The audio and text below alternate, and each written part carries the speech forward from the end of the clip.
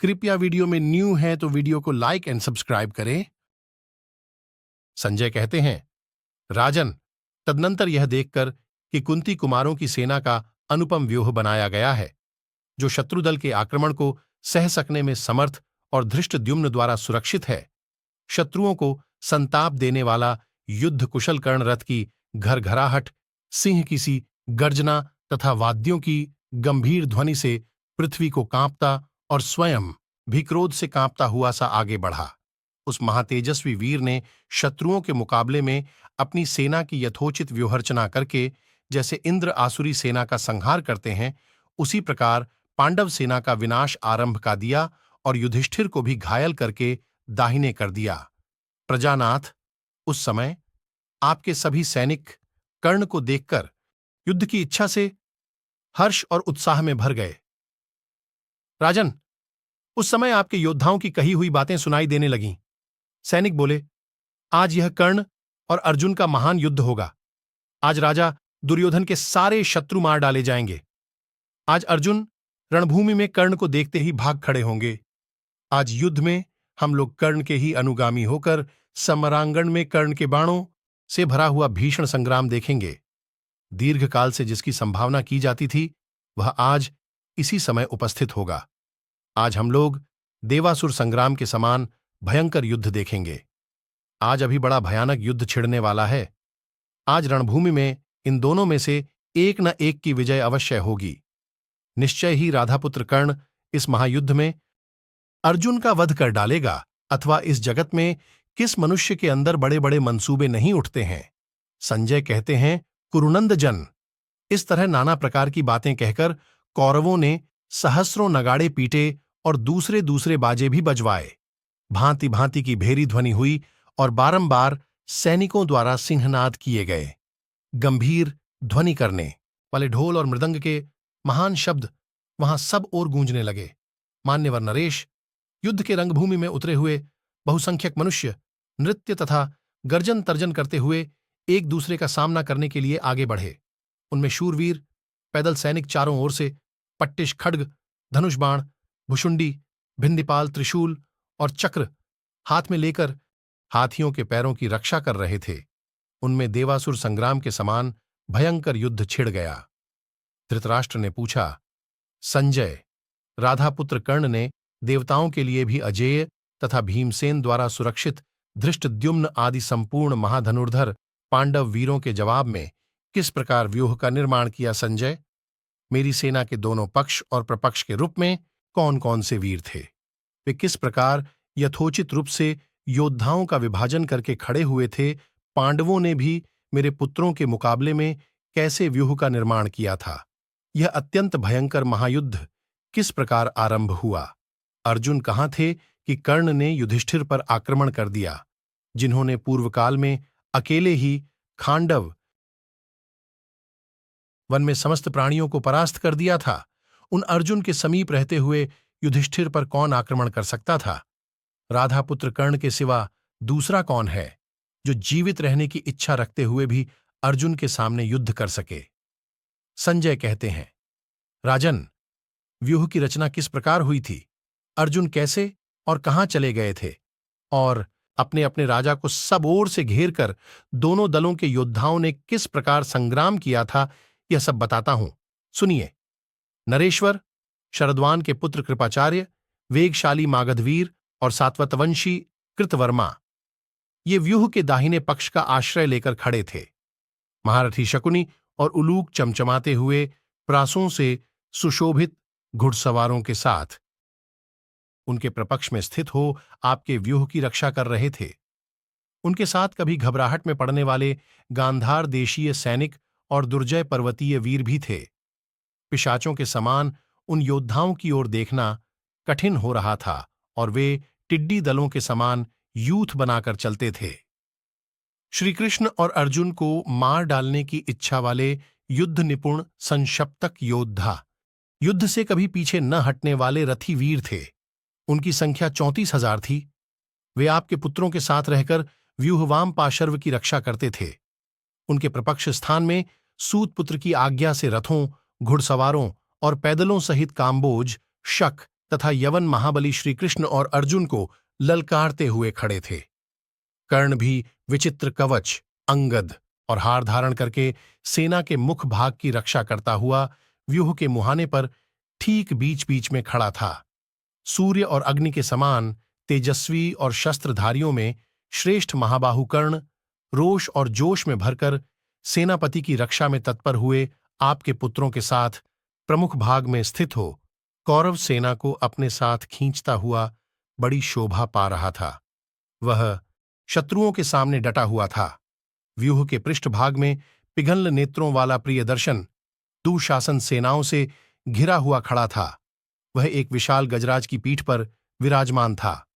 महाराज, विचित्र अस्त्र और कवच धारण करने वाले सहोदर भाइयों तथा एक साथ आए हुए मद्र और केके देश के महापराक्रमी योद्धाओं द्वारा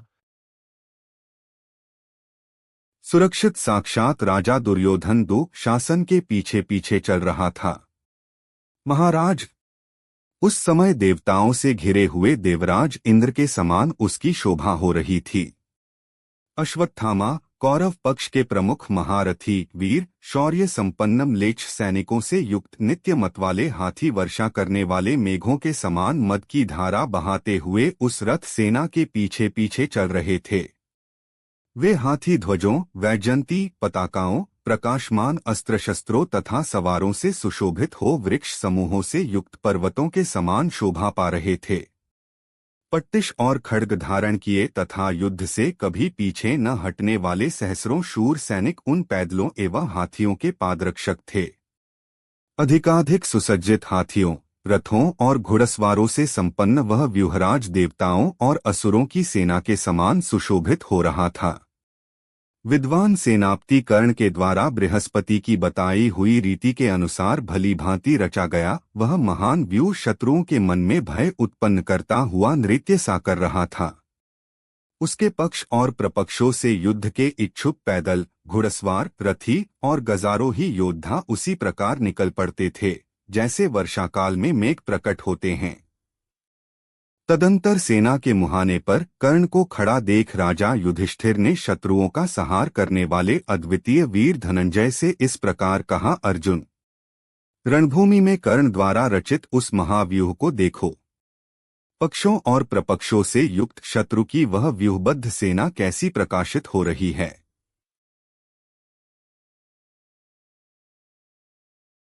अत इस विशाल शत्रु सेना की ओर देखकर तुम ऐसी नीति का निर्माण करो जिससे वह हमें परास्त न कर सके। राजा युधिष्ठिर के ऐसा कहने पर अर्जुन हाथ जोड़कर उनसे बोले, भारत, आप जैसा कहते हैं वह सब वैसा ही है, उसमें थोड़ा सा भी अंतर नहीं है। युद्धशास्त्र में इस व्यूह के विनाश के लिए जो उपाय बताया गया है उसी का संपादन करूंगा। प्रधान सेनापति का वध होने पर ही इसका विनाश हो सकता है, अत मैं वही करूंगा। युधिष्ठिर बोले, अर्जुन, तब तुम्हें राधा पुत्र कर्ण के साथ भिड़ जाओ। भीमसेन दुर्योधन से, नकुल वृषसेन से, सहदेव शकुनी से, शतानीक दुशासन से, सात्यकी कृतवर्मा से और धृष्टद्युम्न अश्वत्थामा से युद्ध करे तथा स्वयं मैं कृपाचार्य के साथ युद्ध करूंगा। द्रौपदी के पुत्र शिखंडी के साथ रहकर धृतराष्ट्र के शेष बचे हुए पुत्रों पर धावा करें। इसी प्रकार हमारे विभिन्न सैनिक हम लोगों के उन शत्रुओं का विनाश करें। धर्मराज के ऐसा कहने पर अर्जुन ने तथास्तु कहकर अपनी सेनाओं को युद्ध के लिए आदेश दे दिया और स्वयं वे सेना के मुहाने पर जा पहुंचे। महाराज, अर्जुन दाहिने पक्ष में खड़े हुए और महाबाहु भीमसेन बाएं पक्ष का आश्रय लिया। सात्यकी, द्रौपदी के पुत्र तथा स्वयं राजा युधिष्ठिर अपनी सेना से घिरकर व्यूह के मुहाने पर खड़े हुए। युधिष्ठिर ने अपनी सेना द्वारा प्रतिरोध करके शत्रु की उस सेना को ठहर जाने के लिए विवश कर दिया और धृष्टद्युम्न तथा शिखंडी को आगे करके उसके मुकाबले में अपनी सेना का व्यूह बनाया। घुड़सवारों, हाथियों, पैदलों और रथों से भरा हुआ वह प्रबल व्यूह जिसके प्रमुख भाग में धृष्टद्युम्न थे, बड़ी शोभा पा रहा था। वेदमंत्रों द्वारा प्रज्वलित और सबसे पहले प्रकट हुए संपूर्ण विश्व के नेता अग्निदेव, जो ब्रह्मा जी के सुख से सर्वप्रथम उत्पन्न हैं और इसी कारण देवता जिन्हें ब्राह्मण मानते हैं, अर्जुन के उस दिव्य रथ के अश्व बने हुए थे, जो प्राचीन काल में क्रमश ब्रह्मा, रुद्र, इंद्र और वरुण की सवारी में आ चुका था। उसी आदि रथ पर बैठकर श्री कृष्ण और अर्जुन शत्रुओं की ओर बढ़े चले जा रहे थे। अत्यंत अद्भुत दिखाई देने वाले उस रथ को आते देख शल्य ने रंदुर्मद सूत पुत्र कर्ण से पुनः इस प्रकार कहा, कर्ण, तुम जिन्हें बारंबार पूछ रहे थे, वे ही ये कुंती कुमार अर्जुन शत्रुओं का संहार करते हुए रथ के साथ आ पहुंचे। उनके घोड़े श्वेत रंग के हैं, श्री कृष्ण उनके सारथी हैं और वे कर्मों के फल की भांति तुम्हारी संपूर्ण सेनाओं के लिए दुर्निवार्य हैं। उनके रथ का भयंकर शब्द ऐसा सुनाई दे रहा है मानो महान मेघ की गर्जना हो रही हो। निश्चय ही वे महात्मा श्री कृष्ण और अर्जुन ही आ रहे हैं।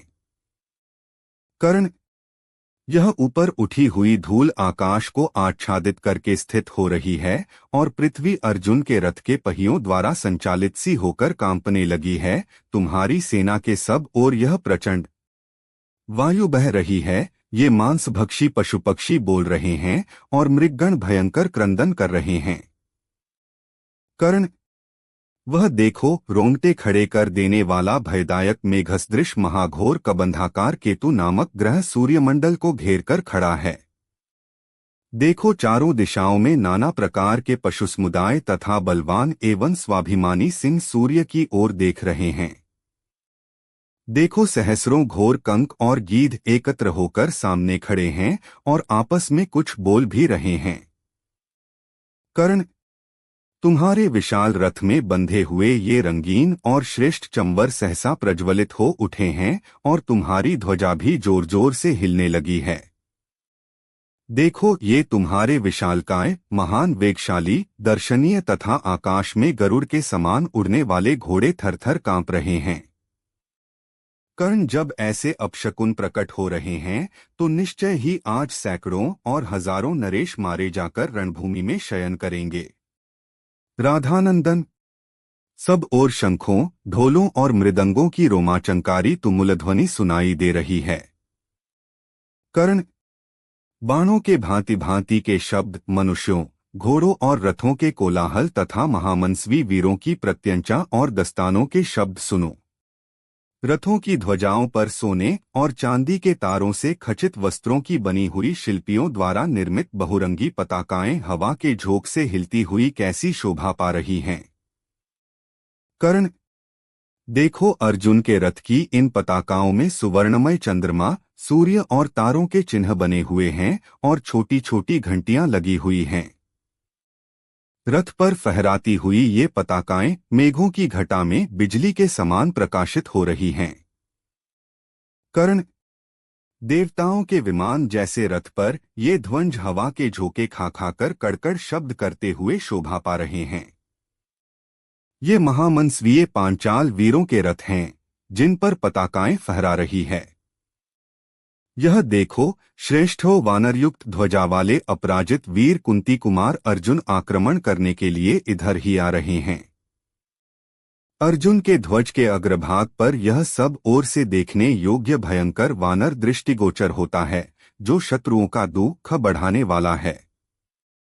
ये बुद्धिमान श्री कृष्ण के शंख, चक्र, गदा, शानग, धनुष अत्यंत शोभा पा रहे हैं। उनके वक्ष स्थनल पर कौस्तुभमणि सबसे अधिक प्रकाशित हो रही है। हाथों में शंख और गदा धारण करने वाले ये अत्यंत पराक्रमी वसुदेव नंदन श्री कृष्ण वायु के समान वेगशाली श्वेत घोड़ों को हाँकते हुए इधर ही आ रहे हैं। सव्यसाची अर्जुन के हाथ से खींचे गए गांडीव धनुष की यह टंकार होने लगी। उनके कुशल हाथों से छोड़े गए ये पैने बाण शत्रुओं के प्राण ले रहे हैं। युद्ध छोड़कर पीछे न हटने वाले राजाओं के मस्तकों से रणभूमि पटती जा रही है। वे मस्तक पूर्ण चंद्रमा के समान मनोहर मुख और लाल लाल विशाल नेत्रों से सुशोभित हैं। अस्त्र उठाए हुए युद्धकुशल वीरों की ये परिग जैसी मोटी और पवित्र सुगंधयुक्त चंदन से चर्चित भुजाएं आयुधों सहित काटकर गिराई जाने लगी हैं। जिनके नेत्र, जीभ और आंतें बाहर निकल आई हैं, वे गिरे और गिराए जाते हुए घुड़सवारों सहित घोड़े क्षतविक्षत होकर पृथ्वी पर सो रहे हैं। ये पर्वत शिखरों के समान विशालकाय हाथी अर्जुन के द्वारा मारे जाकर छिन्न भिन्न हो पर्वतों के समान धराशायी हो रहे हैं। जिनके नरेश मारे गए हैं, वे गंधर्वनगर के समान विशाल रथ स्वर्गवासियों के पुण्यमय विमानों के समान नीचे गिर रहे हैं। देखो, किरीटधारी अर्जुन ने कौरव सेना को उसी प्रकार अत्यंत व्याकुल कर दिया है, जैसे सिंह नाना जाति के सहस्रों मृगों को भयभीत कर देता है। तुम्हारे सैनिकों के आक्रमण करने पर ये वीर पांडव योद्धा अपने ऊपर प्रहार करने वाले राजाओं तथा हाथी, घोड़े, रथ और पैदल समूहों को मार रहे हैं। जैसे सूर्य बादलों से ढक जाते हैं, उसी प्रकार आड़ में पड़ जाने के कारण ये अर्जुन नहीं दिखाई देते हैं, परंतु इनके ध्वज का अग्रभाग दिख रहा है और प्रत्यंचा की टंकार भी सुनाई पड़ती है। कर्ण, तुम जिन्हें पूछ रहे थे, युद्धस्थल में शत्रुओं का संहार करते हुए उन कृष्ण सारथी श्वेतवाहन वीर अर्जुन को अभी देखोगे। कर्ण, लाल नेत्रों वाले उन शत्रु संतापी पुरुष सिंह श्री कृष्ण और अर्जुन को आज तुम एक रथ पर बैठे हुए देखोगे। राधा पुत्र, श्री कृष्ण जिनके सारथी हैं और गांडीव जिनका धनुष है, उन अर्जुन को यदि तुमने मार लिया तो तुम हमारे राजा हो जाओगे। यह देखो, संशप्तकों की ललकार सुनकर महाबली अर्जुन उन्हीं की ओर चल पड़े और अब संग्राम में उन शत्रुओं का संहार कर रहे हैं। ऐसी बातें कहते हुए मद्रराज शल्यन से कर्ण ने अत्यंत क्रोधपूर्वक कहा, तुम ही देखो न, रोष में भरे हुए संशप्तकों ने उन पर चारों ओर से आक्रमण कर दिया है। यह लोग बादलों से ढके हुए सूर्य के समान अर्जुन अब नहीं दिखाई देते हैं। शल्य, अब अर्जुन का यहाँ अंत हुआ समझो। वे योद्धाओं के समुद्र में डूब गए। शल्य ने कहा, कर्ण, कौन ऐसा वीर है जो जल से वरुण को और ईंधन से अग्निय को मार सके? वायु को कौन कैद कर सकता है अथवा महासागर को कौन पी सकता है? मैं युद्ध में अर्जुन के स्वरूप को ऐसा ही समझता हूँ। संग्राम भूमि में इंद्र सहित संपूर्ण देवताओं तथा असुरों के द्वारा भी अर्जुन नहीं जीते जा सकते। अथवा यदि तुम्हें इसी से संतोष होता है तो वाणी मात्र से अर्जुन के वध की चर्चा करके मन ही मन प्रसन्न हो लो। परंतु वास्तव में युद्ध के द्वारा कोई भी अर्जुन को जीत नहीं सकता।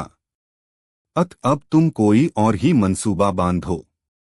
जो सम्रांगण में अर्जुन को जीत ले, वह मानो अपनी दोनों भुजाओं से पृथ्वी को उठा सकता है, कुपित होने पर इस सारी प्रजा को दग्ध कर सकता है तथा देवताओं को भी स्वर्ग से नीचे गिरा सकता है।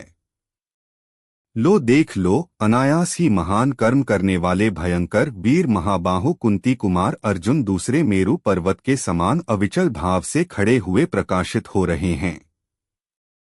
सदा क्रोध में भरे रहकर दीर्घकाल तक बैर को याद रखने वाले ये अमर्षशील पराक्रमी भीमसेन विजय की अभिलाषा लेकर युद्ध के लिए खड़े हैं। शत्रुंगर्री पर विजय पाने वाले ये धर्मात्माओं में श्रेष्ठ धर्मराज युधिष्ठिर भी युद्ध भूमि में खड़े हैं। शत्रुओं के लिए इन्हें पराजित करना आसान नहीं है। ये अश्विनी कुमारों के समान सुंदर दोनों भाई पुरुष प्रवर नकुल और सहदेव भी युद्धस्थल में खड़े हैं। इन्हें पराजित करना अत्यंत कठिन है। ये द्रौपदी के पांचों पुत्र 5 पर्वतों के समान अविचल भाव से युद्ध के लिए खड़े हैं। रणभूमि में ये सब के सब अर्जुन के समान पराक्रमी हैं। ये समृद्धिशाली, सत्यविजयी तथा परम बलवान द्रुपद पुत्र धृष्टद्युम्न आदि वीर युद्ध के लिए डटे हुए हैं। वह सामने सातवतवंश के श्रेष्ठ वीर सात्यकी, जो शत्रुओं के लिए इंद्र के समान असह्य हैं, क्रोध भरे हुए यमराज के समान युद्ध की इच्छा लेकर सामने से हम लोगों की ओर आ रहे हैं। राजन, वे दोनों पुरुष सिंह शल्य और कर्ण इस प्रकार बातें कर ही रहे थे कि कौरव और पांडव की दोनों सेनाएं गंगा और यमुना के समान एक दूसरे से वेगपूर्वक जा मिलीं।